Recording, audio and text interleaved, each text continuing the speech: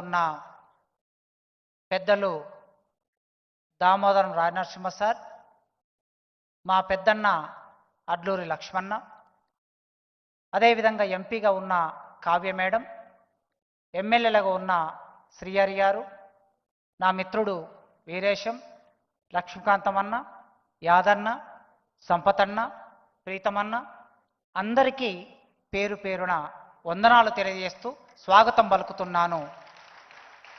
ఈ కార్యక్రమానికి వచ్చిన వివిధ జిల్లాల నుంచి 33 జిల్లాల నుంచి దాదాపు 23 డిపార్ట్మెంట్స్ నుంచి ఈ కార్యక్రమానికి వచ్చిన మీ అందరికీ వందనాలు తెలియజేస్తున్నాను.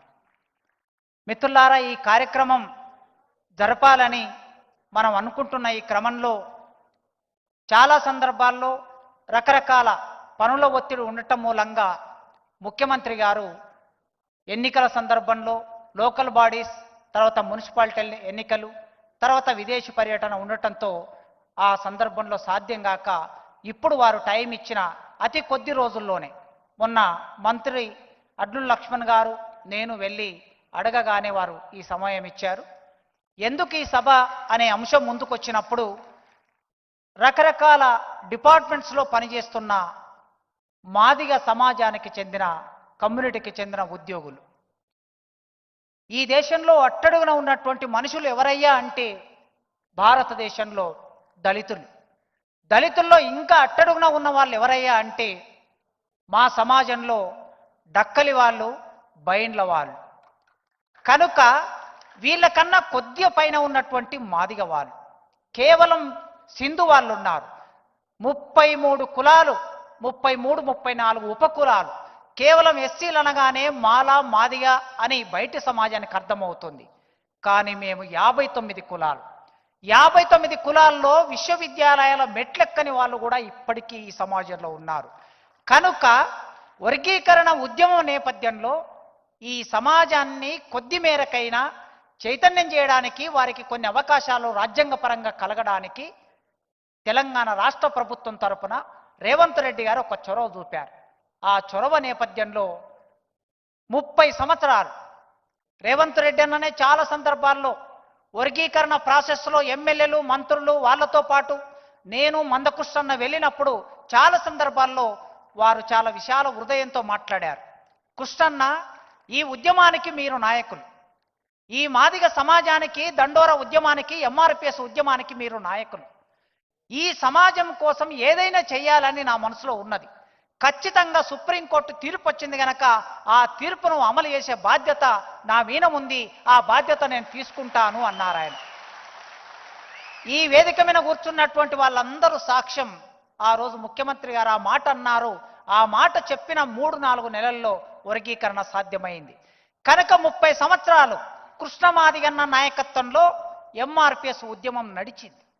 ఆ ఎంఆర్పిఎస్ ఉద్యమం నడిచిన తర్వాత ఇవాళ వచ్చినటువంటి ఫలితాలు అందుకోవడానికి ఈ సమాజం ఇక్కడికి వచ్చింది. ఇక్కడ ఉన్న వాళ్ళలో 2000 సంవత్సరం నుంచి ఉద్యోగాలకు వచ్చిన వాళ్ళు ఎక్కువ మంది ఉంటారు, నాతో సహా. రేవంత్ అన్న, మందకృష్ణన్న నాయకత్వంలో జరిగిన వర్గీకరణ ఉద్యమం, లక్షలాది మంది ప్రజలు, మాదిగ ప్రజలు చేసిన వర్గీకరణ ఉద్యమ ఫలితంగా యూనివర్సిటీలో అసిస్టెంట్ ప్రొఫెసర్గా ఉద్యోగంలో చేరినటువంటి వాడిని నేను.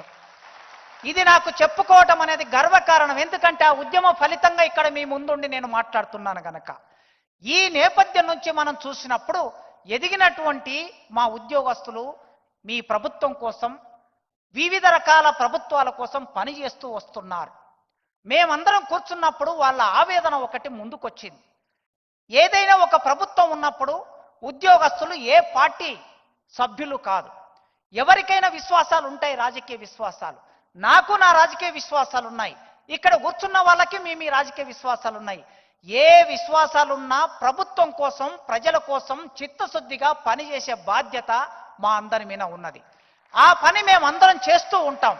కానీ ఏమైనా సమస్యలు వచ్చినప్పుడు మేము ప్రభుత్వం వరకు చేరుకోవాలంటే, మంత్రుల వరకు చేరుకోవాలంటే, అధికారుల వరకు చేరుకోవాలంటే మాకు ఒక లైజనింగ్ చేసే మనుషులు లేని ఒకానొక సమస్యని మేము ఎదుర్కొంటున్నాం. అందుకే అలాంటి మీ ప్రభుత్వంలో కూడా అలాంటి సమస్య ఉండకూడదని మేము కోరుకుంటున్నాం. ఒక డిపార్ట్మెంట్కు సంబంధించిన ఒక ఎంప్లాయీ నాయకుడు ఉద్యోగ సంఘం నాయకుడు లేకపోతే ఒక ఆఫీసర్ మీ దగ్గరికి రావడానికి మాకు ఒక సులభమైన మార్గం ఉండాలని మేము కోరుకుంటున్నాం. మా సమస్య చెప్పుకోవటం, అసలు సమస్య పరిష్కారం అవుతుందా కాదనే తర్వాత సంగతి. కనీసం సమస్య చెప్పుకుంటే మా కడుపులో ఉన్న బాధంతా బయటికి వస్తుంది. ఆ చెప్పుకునే ఒక అవకాశం ఉండాలని ఇక్కడున్న ఈ వేలాది మంది ఉద్యోగస్తులు కోరుకుంటున్నారు. ఈ క్రమంలో చిన్న చిన్న విషయాలన్నా మీరు వర్గీకరణ చేశారు. దామోదర్ సార్ వేదిక మీద ఉన్నారు, వారు ఆరోగ్య శాఖ మంత్రిగా ఉన్నారు. బుడగజంగం నుంచి, సింధు వాళ్ళ నుంచి, మోచి వాళ్ళ నుంచి, లేదా బైండ్ల వాళ్ళ నుంచి ఎంతమంది డాక్టర్లు అయ్యారో సార్ దగ్గర డాటా ఉన్నది, ప్రభుత్వం దగ్గర డాటా ఉన్నది. వర్గీకరణ వల్ల సీట్లు పెరిగాయి, వర్గీకరణ వలన ఉద్యోగాలు కూడా కొన్ని వచ్చాయి. కానీ వర్గీకరణ జీవో ప్రమోషన్లకు ఇంప్లిమెంట్ కాకపోవటం మూలంగా ఇంతమంది మేము ప్రమోషన్లు పొందలేని పరిస్థితి ఒకటి ఉన్నది. ఈ జీవో ఇవ్వటం మూలంగా మీకు ఒక్క రూపాయి కూడా బర్డన్ పడదు, కేవలం ప్రమోషన్కు ఉపయోగపడుతుంది. ఆ తర్వాత మా ఉద్యోగస్తులు BA డిగ్రీ చేసి BEd చేసి టీచర్గా చేరతారన్నా, చేరిన తర్వాత మేము MA చేసుకోవాలనిపిస్తుంది, PhD చేసుకోవాలనిపిస్తుంది. మీరు ఈ మధ్య చెప్తూ ఉన్నారు, చదువుకోండి, జ్ఞానం పొందండి, ఉన్నత స్థానంలోకి రండి అని చెప్తూ ఉన్నారు. మేము చదువుకోవడానికి ఎప్పుడో SR శంకరన్ పెద్దవారు వారు ఉన్నప్పుడు ఈ దళితులకి చదువుకోవడానికి ఒక జీవో ఉండాలని వారు జీవో తీస్తే ఆ జీవోను పక్కన పెట్టి ఒక చిన్న మెమో తీసుకొచ్చి దానికి ఆటంకాలు సృష్టించారు. కనుక దాని వలన మీకు ఒక్క రూపాయి మీ ప్రభుత్వానికి బర్డన్ పడదు. కనుక వెంటనే ఉన్నత విద్య చదువుకోవడానికి ఒక జీవో. తర్వాత అడప్టెస్ పేరు మీద చాలా డిపార్ట్మెంట్లలో ప్రమోషన్లు ఇవ్వటం లేదన్నా. ఉదాహరణకి నేను ఓపెన్ కేటగిరీలో ఉద్యోగంలోకి వస్తే నా ప్రమోషన్ కూడా ఓపెన్ కేటగిరీలోనే వస్తుంది, ఓపెన్లోనే నేను ప్రమోషన్లోకి వెళ్తా. కానీ యాజ్ ఎ బీయింగ్గా నేను ఎస్సీగా పుట్టాను గనక మీ ఎస్సీ అనేవాడు ఒకడు వచ్చాడు గనక రిజర్వేషన్లో వచ్చినటువంటి ఇంకొకరికి ప్రమోషన్ ఇవ్వడానికి వీలు లేదని చాలా రకాల అడ్డంకులు సృష్టించి కోర్టుల కేసులు వేసి ఇబ్బంది పెడుతున్నారు. ఆ విధంగా అయితే మా వాళ్ళు జూనియర్ అసిస్టెంట్గా వచ్చిన వాళ్ళు జూనియర్ అసిస్టెంట్గానే రిటైర్డ్ అవుతారు, సూపరింటెండెంట్గా వచ్చిన వాళ్ళు సూపరింటెండెంట్గానే రిటైర్డ్ అవుతాడు, అసిస్టెంట్ ప్రొఫెసర్గా వచ్చిన అసిస్టెంట్ ప్రొఫెసర్ రిటైర్డ్ అవుతాడు, ఎస్జిటిగా వచ్చిన వాళ్ళు ఎస్జిటిగానే రిటైర్డ్ అవుతారు. కనుక అన్న ఇది ఒక చిన్న విషయం, మీరు పట్టించుకుంటే ఒక 2-3 గంటల్లో పరిష్కారం అయ్యేది. మాకు న్యాయంగా రావాల్సిన ప్రమోషన్ అది. కనుక ఇన్ని డిపార్ట్మెంట్లో ఈ సమస్య ఉన్నది, దాని గురించి కూడా మీరు ఆలోచించండి అన్న. ఈ సమస్యలతో పాటన్నా ఇవాళ నేను ఇక్కడ మాట్లాడుతున్నానంటే మా పూర్వీకులు జాంబవంతుడు భూమికి 6 నెలల ముందు పుట్టారు అని చెప్తారు. మా సార్ చెప్తూ ఉంటారు, దామోదర్ సార్, చదువు వస్తుంది, ఉద్యోగం వస్తుంది, కానీ కల్చర్ రాకపోతే ఎవరు నేర్పిస్తారాయా అంటాడు సార్. నిజమే, మా కల్చర్ ఎక్కడ ఉందంటే పెళ్లి మంత్రాలు అప్పుడు చదువుతారు, జంబూ ద్వీపేన భరత వర్ష జంబూ ద్వీపేన అంటారు. ఈ దేశానికి జంబూ ద్వీపం అనే పేరు ఉన్నది. ఆ జంబూ ద్వీపాన్ని పరిపాలించిన వాడు జాంబవంతుడు మా ముత్తాత. అక్కడి నుంచి మా చరిత్ర ఉన్నది, అక్కడి నుంచి మా సంస్కృతి ఉన్నది. ఈ సమాజానికి ఎన్నడూ మేము పని చేయకుండా ఏది తినలేదన్నా. మా గుర్రంజేశ్వర రాశాడు, భరతవీరుని పాదము కందకుండగా చెప్పులు కుట్టి జీవనంబు చేయు, నిరాకరింపలేదెన్నడు అప్పు వడ్డది సుమి భరతావని వీని సేవకు అని రాశాడు గుర్రంజాశ్వ. మీ పాదాలు కందిపోతుంటే, మీకు ముళ్ళు గుచ్చుతుంటే, తట్టుదలుగుతే, రాయిదలుగుతే రక్తం గారుతుందని చెప్పి అయ్యో నా తోటి మానవుడని మా చర్మాన్ని వలిసి, చచ్చిన పశు చర్మాన్ని వలిసి మీ చెప్పులకు కాళ్ళు గుట్టించిన మీ కాళ్లకు చెప్పులు గుట్టించిన జాతి మాది. కనుక అట్లా బతికినటువంటి వాళ్ళం ఇవాళ చదువుకుంటున్నాం, చైతన్యం అవుతున్నాం, సమాజంలోకి వస్తున్నాం. చిన్న చిన్న ఇబ్బందులు. ఈ వేదిక మీద కూర్చున్న ఒక మంత్రి గారు ఒక సిఐకి ఒక చోటికి పంపించాడు. ఆ సిఐ అక్కడ చేరకుండా అక్కడ ఉన్న ఒక అగ్రకులం ఆయన ఆపేశాడు. ఇది మా పరిస్థితి ఇలా ఉన్నది. నేను సత్యం చెప్తున్నందుకు మీరేమనుకోవచ్చు అంటే వివక్ష అనేటటువంటిది ద్రవీభవించి ఉంటుంది, ఘనస్థితిలో కనిపించదు. ఈ పేపర్ మీకు ఇట్లా చూస్తే ఇది కనిపిస్తుంది, కానీ ద్రవస్థితిలో ఉన్న కులం కనిపించదు ఈ దేశంలో. ఈ ద్రవస్థితిలో ఉన్న కులం అందరికీ అర్థం కాదు, సామాన్యంగా మీకు అర్థమవుతుంది ముఖ్యమంత్రిగా. ఎందుకు అంటే మీరు రెడ్డి సామాజిక వర్గంలో పుట్టారు, మేము గూటన్ రెడ్డులుగా మేము పుట్టాం.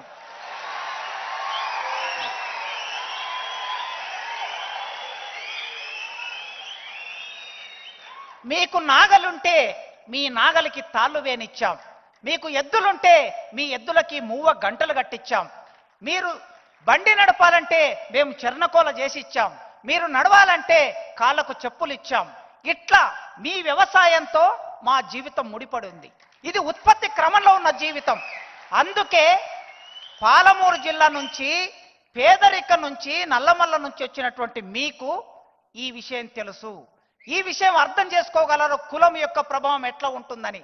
అందుకే ఈ సమస్యలన్నీ అనుభవిస్తున్న మాకు మీరు కాస్త చొరవ చూపితే, మీరు అనుకుంటే కొంత మేరకైనా మేము ముందు వరుసలోకి రాగలుగుతాం. మా ఉద్యమంలో ఇప్పటి వరకు దాదాపు 12-13 మంది అమరులయ్యారన్న. ఆంధ్ర ప్రాంతంలో అమరులైన వాళ్ళు ఉన్నారు, తెలంగాణ ప్రాంతంలో అమరులైన వాళ్ళు ఉన్నారు. పాపం ఆ కుటుంబాలు రోడ్డు మీద పడి ఉన్నాయి. ఆ అమరుల జీవితాలు హాస్పిటల్లో తల్లిదండ్రులు పడి ఉన్నారు. వాళ్ళని సాదుకోవలసిన బిడ్డలు చనిపోయారు ఉద్యమం కోసం. ఆ ఉద్యమంలో వాళ్ళు చేసిన పోరాటం వలన ఇవాళ మేం ఫలితం అనుభవిస్తున్నాం. 5 మందో 6 మందో ఉంటారన్న. దామోదరం గారు లేదా మా అడ్లూరు లక్ష్మణ ఒక లిస్ట్ ఇస్తారు. దయచేసి ఆ కుటుంబానికి, ఒక్క కుటుంబానికి ఒక ఉద్యోగం ఇవ్వండి, మీరు కట్టించే డబుల్ బెడ్రూమ్లో ఒక ఇల్లు ఇవ్వండి. మేము ఇవేం పెద్ద కోరికలు కాదు, ఇది ఒక చిన్న కోరిక. ఆ కుటుంబాలు తలుసుకుంటాయి ఈ ఉద్యమం వలన. దానితో చిట్ట చివరి మాట చెప్పి నేను ముగిస్తా. అన్నకు తెలుసు, 100 సంవత్సరాల కిందట రెడ్డి సామాజిక వర్గం వాళ్ళు చదువుకోవడానికి హైదరాబాద్లో ఎక్కడ ఉంటారో గ్రామాల నుంచి వచ్చిన పిల్లలు అని అంటే, ఆ రోజు ఉన్నటువంటి జమీందారులు హైదరాబాద్లో రెడ్డి హాస్టల్ కట్టారు. వాళ్ళు వచ్చి హాస్టల్లో ఉండి నిజాం కాలేజీలో చదువుకున్నారు. ఆ తర్వాత బ్రాహ్మణులు వచ్చారు, బ్రాహ్మణ హాస్టల్ కట్టుకున్నారు. రెడ్డి హాస్టల్ హ్యాబిట్స్ కాచిగూడకు దగ్గరగా ఉంటుంది. తర్వాత వెలమలు వచ్చారు, వెలమల హాస్టల్ కట్టుకున్నారు కాచిగూడలో. తర్వాత గౌడ్లు వచ్చారు, గౌడ హాస్టల్ కట్టుకున్నారు కాచిగూడలో. ఆ తర్వాత పద్మశాలీలు వచ్చారు, పద్మశాలి హాస్టల్ కట్టుకున్నారు కాచిగూడలో. ఇట్లా అన్ని సామాజిక వర్గాల హాస్టల్ ఉన్నాయి. పివి నరసింహారావు గారు ముఖ్యమంత్రిగా ఉన్న రోజుల్లో కాచిగూడ నింబోలి అడ్డలో దళితులకి ఒక హాస్టల్ కట్టించారు. ఆ హాస్టల్ కట్టించి ఇప్పటికీ 50 ఏళ్ళు అయింది. అది శిథిలావస్థలో ఉన్నది. దాన్ని గతంలో మూసేశారు. మీరు అనుకుంటే అక్కడ హాస్టల్ నిర్మాణం చేస్తే, నేను అక్కడ చదువుకొని హాస్టల్లో చదువుకొని వచ్చాను. కొన్ని వేల మంది, లక్షల మంది విద్యార్థులకి నింబోలి అడ్డ హాస్టల్ ఒక ఆధారం. మాకు ఈడ ఉన్న ఎంప్లాయీస్లో 50% ఎంప్లాయీస్ అక్కడ హాస్టల్లో ఉండి చదువుకున్న వాళ్ళు. మీరు అనుకుంటే ఒక్క క్షణంలో ఆ హాస్టల్ భవనం శిథిలంలో ఉన్నది. దాన్ని డిస్మెంట్ చేసి ఒక కొత్త భవనం కడితే మాకు ఆధారంగా ఉంటుంది. మీరు ఒక్కసారి ఆలోచించండి. బంజారాలకి బంజారా భవనం ఉన్నది, ఆదివాసులకి కొమరం భీం భవనం ఉన్నది. కానీ మాకు భవనం లేదన్నా. మీరు ఫోర్త్ సిటీలో ఇస్తారో, బంజారా హిల్స్లో ఇస్తారో, జూబ్లీ హిల్స్లో ఇస్తారో, ఆ భవనానికి జాంబావు భవనం అని పేరు పెడతారో. ఎప్పుడైనా మీరు మొన్న బంజారా భవన్కి వచ్చారు సేవలాల్ మహారాజ్ జయంతికి. ఫస్ట్ టైం నేను అక్కడికి వచ్చాను. చాలా అద్భుతంగా ఉంది భవనం. మరి రేపు ఇవాళ మేము ఈ మీటింగ్ పెట్టుకోవడానికి ఇక్కడికి వచ్చి దీనికి ఒక 2-3 లక్షలు పే చేసి ఇక్కడ మీటింగ్ పెట్టుకుంటున్నాం. ఒకవేళ మాకంటూ ఒక జాంబావు భవనం ఉంటే అప్పుడు మా మీటింగ్ అక్కడ ఆ భవనంలో జరుగుతుంది.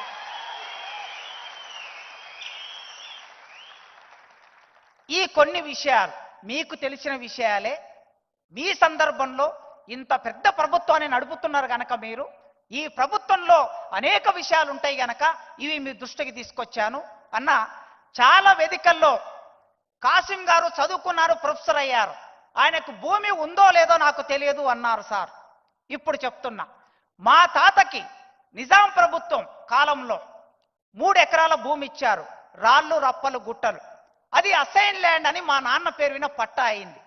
కానీ గత 10-15 సంవత్సరాలుగా మాకు ప్రభుత్వాలు ఇచ్చిన మాన్యం భూములు, అసైన్డ్ భూములని రకరకాల పేర్ల మీద లాగేసుకొని, మా గ్రామంలో రైతు వేదిక కట్టాలంటే మాలమాదిగొల్ల భూములు గుర్తొస్తాయి, మా గ్రామాల్లో శ్మశాన వాటిక కట్టాలంటే మాలమాదిగొల్ల భూములు గుర్తొస్తాయి, మా గ్రామాల్లో పార్కులు కట్టాలంటే మాలమాదిగొల్ల భూములు గుర్తొస్తాయి. ఇవి అసైన్డ్ భూములు. అన్న, అసైన్డ్ భూములే మాకున్న ఏకైక ఆధారం. నా గ్రామంలో స్వయంగా నా అంబట్పల్లి గ్రామంలో మా వాళ్ళు చచ్చిపోతే వాళ్ళని పూడ్చిపెట్టడానికి శ్మశానం లేదు. అసైన్డ్ భూములుంటే కనీసం చనిపోయినప్పుడు వెళ్ళి వాళ్ళని అక్కడ పాతి పెట్టుకుంటారు. దయచేసి మా అసైన్డ్ భూముల జోలికి రాకుండా మీ ప్రభుత్వానికి ఒక సమాచారాన్ని ఇవ్వండి, వాటికి పట్టాలు ఇవ్వండి. రాజేందర్ అన్న ఇక్కడ కూర్చొని ఇట్లా అంటున్నాడు. రాజేందర్ అన్న ప్రభుత్వ కాలంలో ఎప్పుడెప్పుడో మాకు లిడ్ క్యాప్ భూములు కొన్ని వేల ఎకరాల భూములు ఇచ్చారు. రాజశేఖర్ రెడ్డి గారు అనుకుంటా, మీ ప్రభుత్వ ముఖ్యమంత్రి రాజశేఖర్ రెడ్డి గారే లిడ్ క్యాప్ భూములు ఇచ్చి ఆ భూముల్లో లెదర్ పార్కులు పెట్టి దానికి ఒక యంత్రాంగాన్ని ఏర్పాటు చేసి దాన్ని అమలు చేశారు. కానీ లిడ్ క్యాప్ భూములు ఇక్కడ ఇప్పుడు భూముల ధరలు పెరిగిన తర్వాత ఈ గచ్చిబౌలిలో మా లిడ్ క్యాప్ భూముల్లోకి ఒక పెట్రోల్ బంక్ వచ్చింది. మా లిడ్ క్యాప్ భూముల్లోకి ఒక పెద్ద షాపింగ్ మాల్ కట్టాలని ప్లాన్ వచ్చింది. తర్వాత సిద్దిపేటలో లిడ్ క్యాప్ భూముల్లో ఇంకో చోట ఆక్రమణకు గురి అవుతున్నాయి. అన్నా మీరు తలుచుకుంటే మీ ప్రభుత్వంలో ఉన్న వాళ్ళని ఎవరినో ఒక్కరిని, మీకు అనుకూలంగా ఉన్న వాళ్ళని, మీ పార్టీకి సంబంధించిన వాళ్ళని, మా సామాజిక వర్గానికి సంబంధించిన వాళ్ళని వెంటనే లిడ్ క్యాప్కు ఒక చైర్మన్ నియామకం చేయండి, చేసి ఆ భూములని కాపాడండి. ఈ కొన్ని అంశాలు మీ ముందు పెడుతున్నా. దయచేసి మీరు సహృదయం ఉన్నవాళ్ళు, మా గుర్రంజాస్వ ఏమన్నాడంటే, వాని కన్నీటి కథ సమన్వయంబు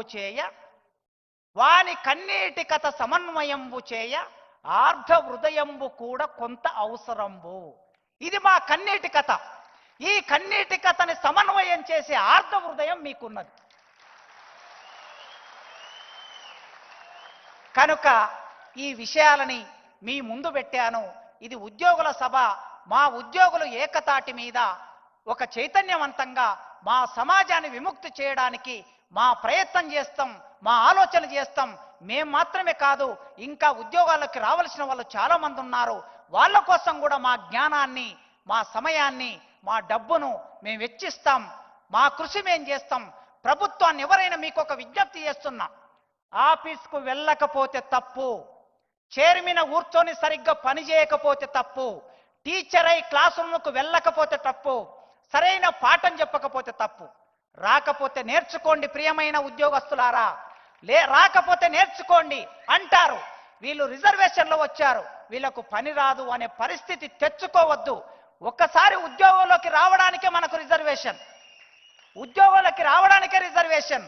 పని తప్పించుకోవడానికి రిజర్వేషన్ కాదు, పాఠం తప్పించుకోవడానికి రిజర్వేషన్ కాదు. దయచేసి మీరు ఉద్యోగం మనం నెల జీతం తీసుకుంటున్నామంటే, నేను 2,80,000 జీతం తీసుకుంటున్నా యూనివర్సిటీలో. ఈ జీతం డబ్బులు ఎవరివి? మన ప్రజలు పన్నులు కడితే, కష్టపడితే ఆ డబ్బు ప్రభుత్వం దగ్గరకు వస్తే ప్రభుత్వం తిరిగి మనకు పంచుతుంది. అంటే మనం ఎవరి కోసం పనిచేయాలి? రేవంత్ అన్న కోసం కాదు మనం పనిచేయాల్సింది, ప్రజల కోసం పనిచేయాలి. ప్రభుత్వం అమలు చేస్తున్న విధానాల కోసం పనిచేయాలి. దయచేసి ఉద్యోగాన్ని ఎగ్గొట్టకండి. రాకపోతే నేర్చుకోండి, నేర్చుకొని పని చేయండి. చివరికి నేను యూనివర్సిటీ నుంచి వచ్చాను.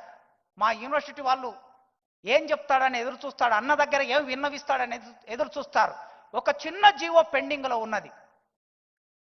అన్ని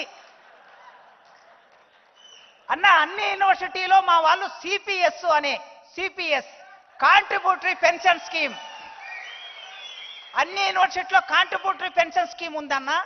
దౌర్భాగ్యం ఏమంటే 108 సంవత్సరాలు దాటిన మా యూనివర్సిటీలో కాంట్రిబ్యూటరీ పెన్షన్ స్కీమ్ లేక మా ప్రొఫెసర్లు బాధపడుతున్నారు. అది ఏమిటంటే, ఒక జీవో ఇచ్చి అబయన్స్ పెట్టారు. ఫైనాన్స్ డిపార్ట్మెంట్లో అబయన్స్ అని ఉంది. అబయన్స్ అని తీసేస్తే దాని మీద వాడే 20 కోట్ల బర్డన్ మా యూనివర్సిటీ పెట్టడానికి సిద్ధంగా ఉంది మా వీసీ గారు. మీరు ఒక్క ఫోన్ చేసి ఆ డిపార్ట్మెంట్, ఫైనాన్స్ డిపార్ట్మెంట్లో అబయన్స్ అని తీసేయండి, ఇమీడియట్గా మాకు అందరితో పాటు మేము కూడా సిపిఎస్ అనే పెన్షన్లోకి వస్తాం. నాకైతే ఓల్డ్ పెన్షన్ ఉన్నది, కానీ మా మిత్రులు చాలా మంది ఓల్డ్ పెన్షన్, ఈ కొత్త పెన్షన్లు కూడా లేక బాధపడుతున్నారు. మీరు చొరవ తీసుకుంటూ అవుతుంది. కాంట్రాక్టు లెక్చరర్లు ఉన్నారు, ఆ కాంట్రాక్టు లెక్చరర్ల గురించి కూడా ఒక మాట మీరు ఆలోచించి వాళ్ళ ఉద్యోగ భద్రతకు సంబంధించిన ఆలోచన చేయండి. వెంటనే విశ్వవిద్యాలయాలు జ్ఞానానికి కేంద్రాలు గనక మీకు ఎన్నో సందర్భాల్లో నేను విన్నవించుకున్నా